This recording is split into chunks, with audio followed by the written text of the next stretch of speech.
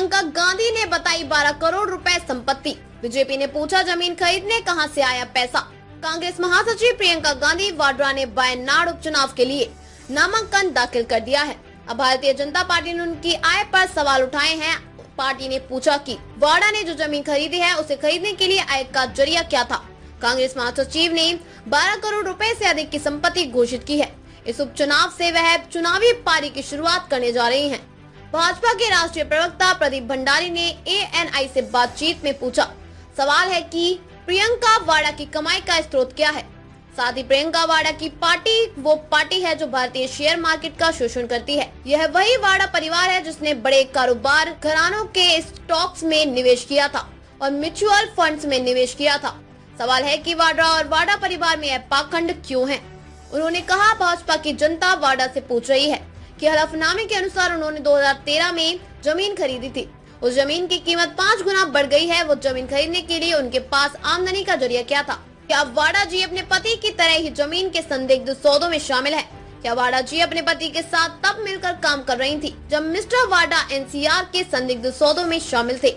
उन्होंने कहा, भारत की जनता भ्रष्ट वाड्रा गांधी परिवार से है। जनता चाहती है कि प्रियंका गांधी वाड्रा की कमाई का स्रोत क्या था और ऐसा कैसे हो सकता है कि डिमांड नोटिस की वैल्यू घोषित संपत्ति से ज्यादा है। इसका मतलब है कि वाड्रा गांधी परिवार अपने भ्रष्ट काम छिपा रहा है। हलफनामा अपने नामांकन पत्र में प्रियंका ने वित्तीय वर्ष 2023 व 24 में 36.39 लाख रुपए अधिक की कुल आय भी घोषित की है, जिसमें किराए की आय और बैंकों और अन्य निवेशों से ब्याज शामिल है।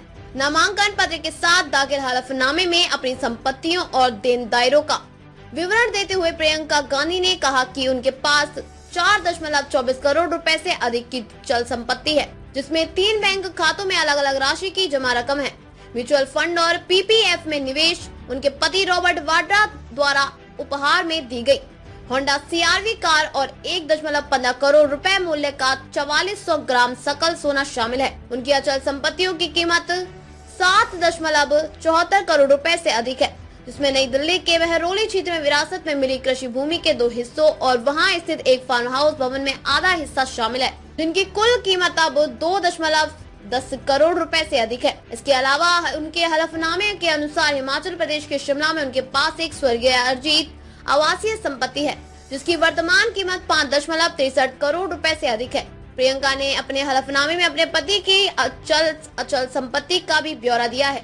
हलफनामे के अनुसार रॉबर्ट वाड्रा के पास 37.9 करोड़ रुपए से अधिक की चल संपत्तियां और 27.64 करोड़ रुपए से अधिक की अचल संपत्तियां हैं।